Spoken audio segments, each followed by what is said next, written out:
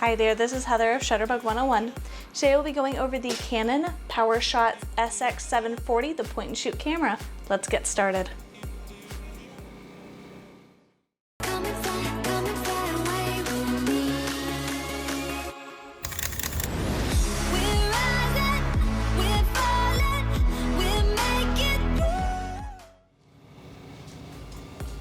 The Canon PowerShot SX740 is a 21 megapixel half-inch sensor point-and-shoot camera with a 40x zoom, or a lens equivalent of 24 to 960 millimeters.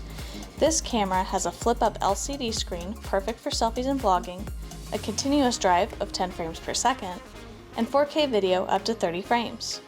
The SX740 is perfect for someone who wants to learn the tools that a camera can offer using manual modes, that is not interested in doing any heavy editing, as this camera only shoots in JPEG.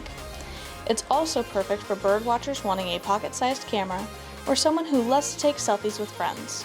Today we will be going over the buttons, doors, and menus to introduce all the features this camera has. So, going over the Canon SX740 HS PowerShot. This does come in two different colors. As you can see here, we have like a silver and tan theme. This does come in all black with a gray grip instead, if you prefer to have that look. This camera, has a fairly good quality, I found. The pictures are pretty darn clear. The macro mode is pretty excellent as well. I was disappointed to find that this camera does not shoot RAW. Now, if you don't plan on editing your pictures other than, maybe transferring them to your phone and editing on there, just doing your basic like brightness and contrast and color, then I wouldn't worry too much about it. But yeah, any major editing where you really want to take advantage of the shadows and highlights, this wouldn't exactly be the camera to choose. Hopefully they'll come up with another model that does feature RAW. It's actually shocking to find cameras that don't have RAW ability these days, but yeah, this one does not. So we'll go ahead and we'll get started. I do like this grip here. It feels like, fairly solid in my hands. That way I don't feel like it's gonna fall out of my hands when I'm on the go, which is great. It has that 40x optical zoom, which is amazing. Very clear. I did find that, with it zoomed all the way out, naturally it was a little bit harder to keep it steady. This, it does have optical stabilization, but, it can only do so much, so do keep that in mind. On this side of the camera here, we do have one switch with a little lightning bolt. That's going to stand for our flash. So if we hit this here, it's actually going to pop up our flash for when we need it. It will not pop up automatically. This is all up to you. If you feel like you're in a situation where, I need a little bit more light, you can go ahead and utilize that pop-up flash. On this side of the camera here, we do have we do have a door here, which is going to feature two ports. So this port here is going to be your USB or charging port. You can charge the battery inside the camera through this port. You can also use this to transfer pictures, do firmware updates if they have any for this camera. And then you have an HDMI port to hook this up to a television or a display screen, so you can show off pictures from your latest vacation or event that you were at. Over here is just going to be a hole that you would slip your wrist strap to.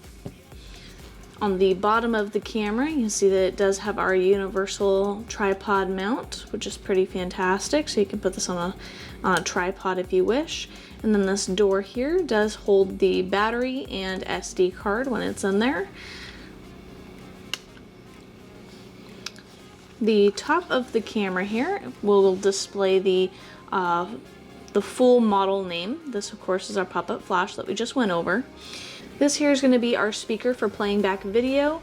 This here, I believe, is actually the mic. It's going to pick up sound from the entire area around you, so do keep that in mind. We have our on and off button here, which we're going to go ahead and turn it on, which will promptly zoom out, which is nice. To zoom, you're going to go ahead and hold, you'll see that this one has a little magnifying glass with one tree in it, which means it's getting closer. This has a symbol with 3 trees in it farther back, which means it's zoomed back out. So if you would like to zoom forward, you're gonna hit this switch here, hit it back this way to get a wider shot. This is as small as this gets without turning the camera off, so do keep that in mind. Another thing about point and shoot cameras is this is the most sensitive part of your point and shoot. So you want to be very careful not to bump this on accident. You want to be very careful that no dust or moisture lands on the barrel. If it does, make sure that you wipe it off, make sure it's nice and clean, because if this gets bumped, it'll have a hard time moving in the tiers if one is crooked or one is off, of going into your camera or even coming back out. And if dust and dirt and gunk lands on this and it gets sucked back into your camera, there's no way to get it out, and it can actually gum off that motor and make this stop working over time. So taking care of this guy here, this part, is very, very important when it comes to any point and shoot camera. This red button here is going to be our video mode, so you're just going to hit this once to start recording, hit again to stop recording. Fairly simple. Here on our dial we have auto mode. This is, of course, is going to be fully automatic. It's going to let the camera do all the thinking for you when it comes to your settings. I believe this is like an automated clip mode, so what it does is it takes pictures that you take in this mode and has the ability to turn them into a slideshow for you. You have your P mode, which is your program mode. This is going to be your first mode off of auto. It's going to allow you to control shutter speed, your focus points, your aperture to a limit, your ISO, all these different things that make a photograph, but it'll help you because it's going to change everything else so your picture still comes out accurate. So if you would like to learn more about what makes a photograph, your P mode is going to be your best mode to be in. TV mode is going to be your time value or your shutter speed mode. This is going to control, of course, the speed at which the camera takes the picture.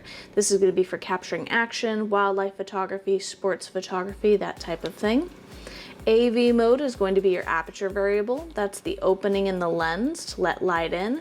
That allows you to get this nice blurry background, sharp foreground effect, but it also helps you in low light environments. And then your manual mode is going to be full manual. The camera's only doing what you tell it to. On this camera, I don't see any reason to really put it into manual mode. I would mainly just use your P mode, and if you feel like, you know, targeting more of what your goal is, depending on what that is, you know, try your AV TV modes, but I would try and just stay away from manual in this camera just because you are limited.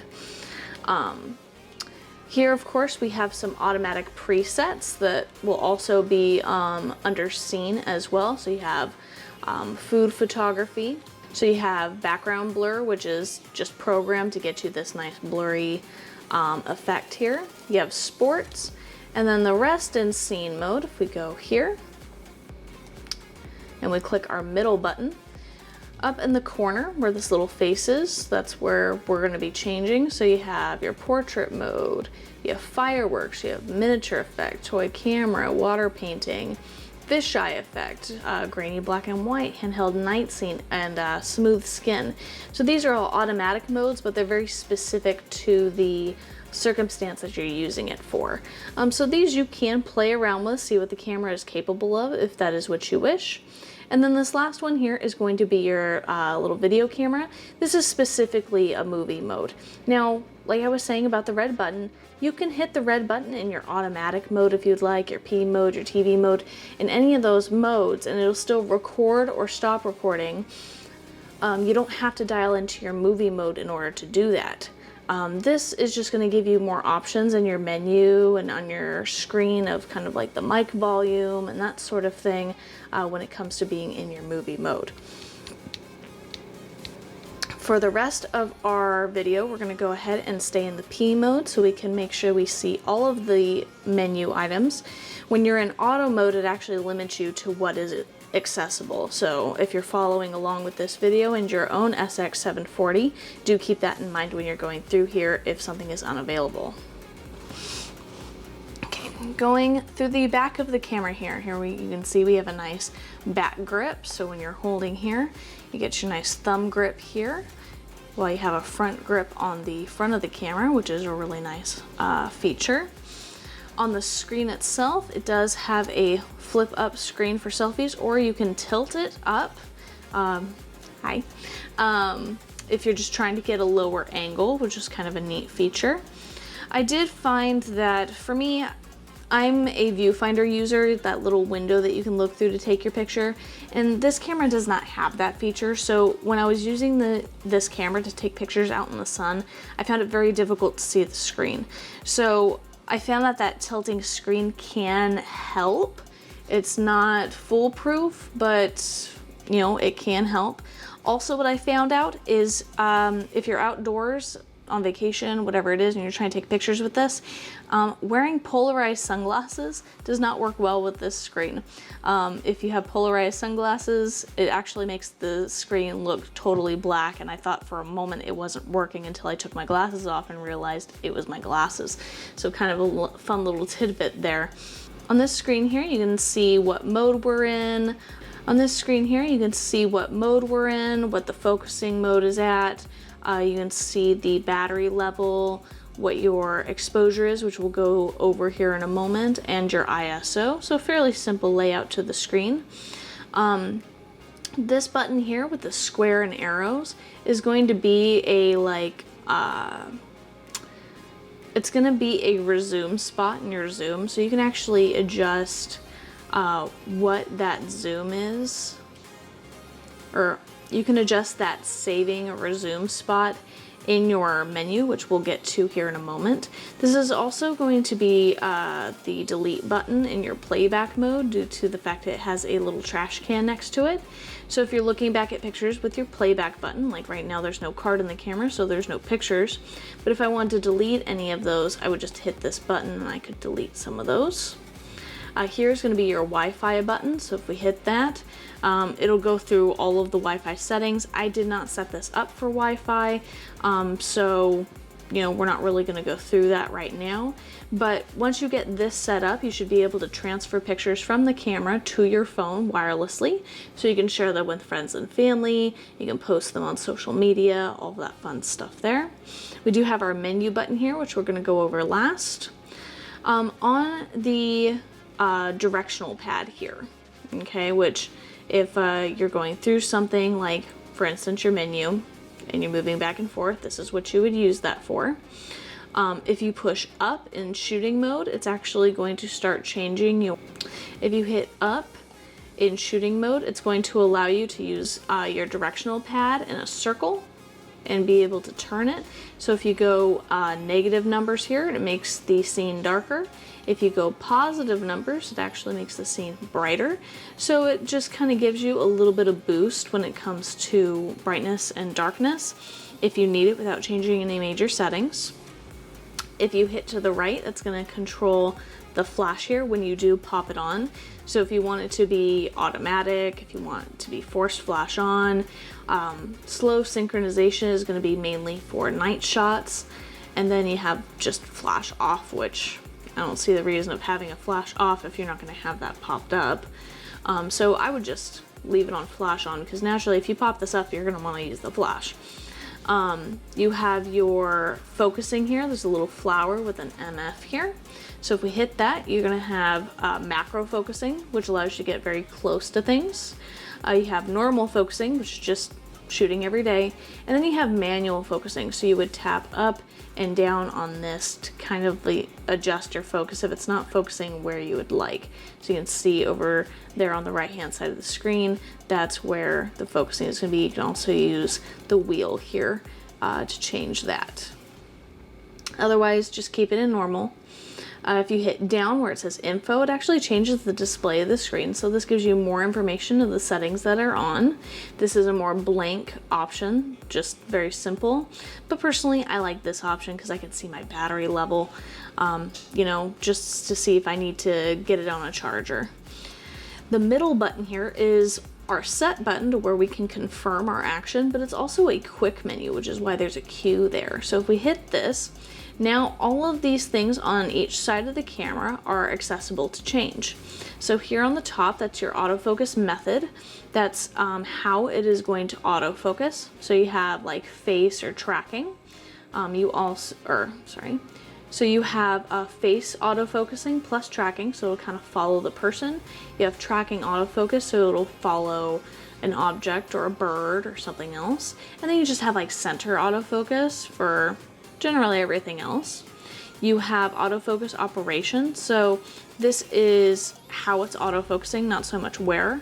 One shot is going to allow the camera to focus and lock onto a subject, which is going to be for still subjects, landscape, someone posing.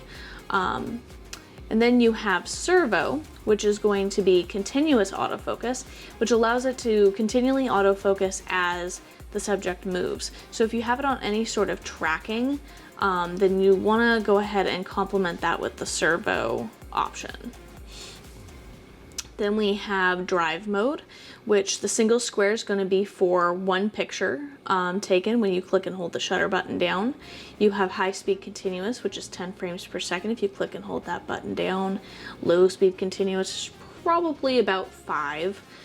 You have a self timer, all of that is going to be under the drive mode.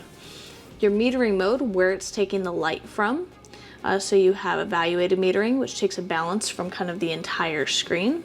You have spot metering, which would allow you to put something off to the side of the screen, take light here. And then you have center weighted average, which is right there in the center. You have your image quality. You always want to keep it on the L here. Okay, this is going to give you your largest quality image, so you have more freedom to do with it as you wish. You have your record movie size, so you have HD video that goes up to 60 frames or 4K video that goes up to 30 frames. You have your ISO. I personally like to keep mine in auto. And if the camera allows it to, set a limit to it. Otherwise, you can keep it at a low number to get sharper images. You have your white balance. Generally, I use it as a rule to just keep it in auto white balance unless you want to start getting a little creative, because as you notice as we kind of flip through here, we're getting orange or blue light. And in a situation where I'm indoors, the white balance could be one thing, but then I step outside, the white balance can completely change, and auto white balance does a pretty good job at changing that for you. So just remember, if you do play with your white balance, always change it back to auto white balance if you're going to a different location with different lighting. You have your style settings, which is just how it interprets colors. You can do auto, which I would just recommend. It has vivid, black and white. Auto lighting optimizer. I honestly wouldn't play with this one. I would just leave as is. And then you have still image aspect ratio. So 3:2 or 4:3 is the most common sizing, but it's your preference. 1:1 is going to be Instagram ready. So if you're a big Instagrammer, then at least it already has the crop for you. You don't have to worry about a crop factor. And that pretty much sums up the quick menu. As you can see, before we even jump into the actual menu, everything is pretty laid out in the quick menu itself or on the buttons on the outside to help you with whatever you need, which is really neat.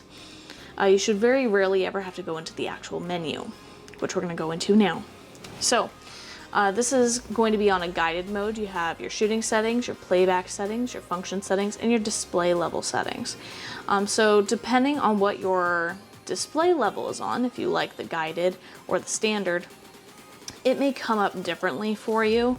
I'm just going to stay on the guided mode. Chances are you're looking at this video with the camera right out of the box, and it's probably on guided mode, which is the easier mode to follow. So we're just going to go over that.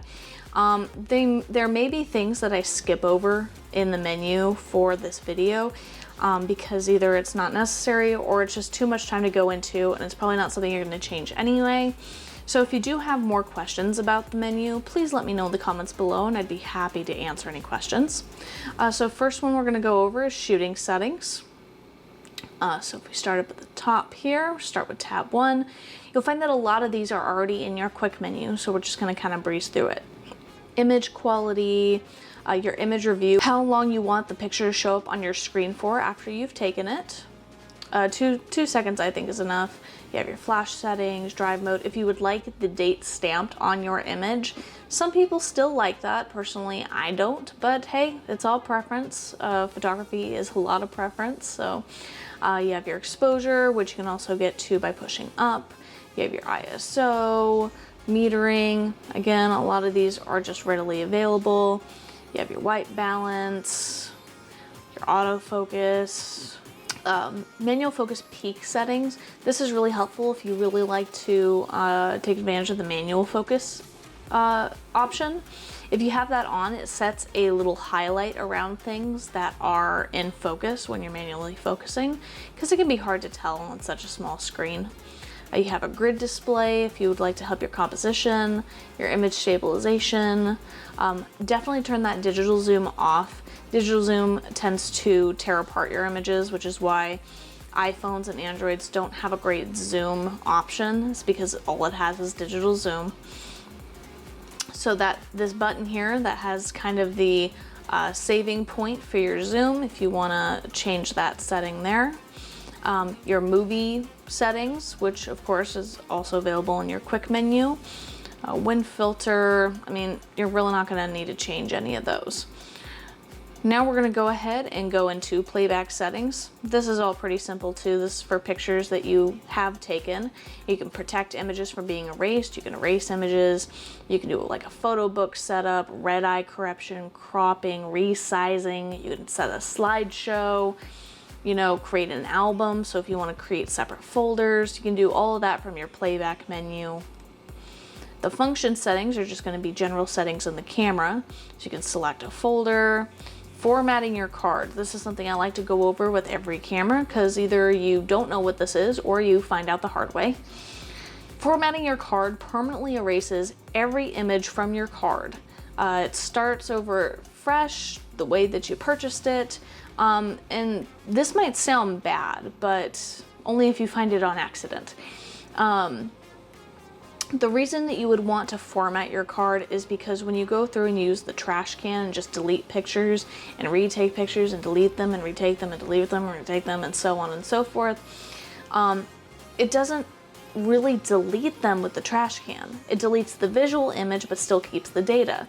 So when you do that over and over and over again, it can actually cause corruption. It can lock up your cards. You know, it's pretty sad because you can lose your images. So if you're the type of person that likes to reuse your cards, you want to be sure that after you've got back from your vacation or wherever you've gone, and you come back and you put your pictures on your computer, you make sure they're safe, they're in a safe place, they're somewhere that's not on your card and you can confirm that, and you're ready to start over before going on your next trip or your next event. That way you have all the pictures that you can take available instead of taking up the space that's left. You want to go into your menu and you want to go to format cards so it permanently erases everything there and gives you kind of a fresh card to start with. If you're the type of person that goes to buy new cards for every single event and that's your way of saving your pictures, that's fine too. Make sure you stay away from formatting your card. That way you don't accidentally lose your images. We have wireless communication settings, GPS settings, economical mode to help you save battery, power saving, your display brightness on your screen here, your date and time zone, which definitely needs to be changed, your language, if you would like to enable the beep for when it focuses or if you'd like to turn that off, the volume to see, hear back your videos through your speaker here. Your lens retraction, so after 1 minute of not doing anything, the lens will automatically retract itself. Reverse display, if you want to flip up the screen and it automatically flips for you. Reset the camera, so if you do something funny, you don't know what the camera's doing, it's taking multiple pictures and you don't know how to turn it off, you can always go in and reset the camera to factory settings. It's not going to hurt your pictures. But when you're in a bind in vacation, nobody knows what to do, resetting your camera is always kind of the best approach to do so. You can look up your manual or software, you have your firmware version to check up on that, and that's it. The display level settings is if you wanted to change it from guided to more of a standard professional look to access your menu. But that's it. That wraps up this camera. Pretty simple, good grip, good size, fairly durable, good features. The only thing I would change about it is, you know, having that RAW available, but overall, if you're not gonna really edit your pictures, this guy's good quality. If you guys have any questions, any tips and tricks requests, if you have any more camera requests, I'll add them to my list. Just let me know in the comments below. And until next time, keep your eye out for inspiration, Shutterbugs. Bye.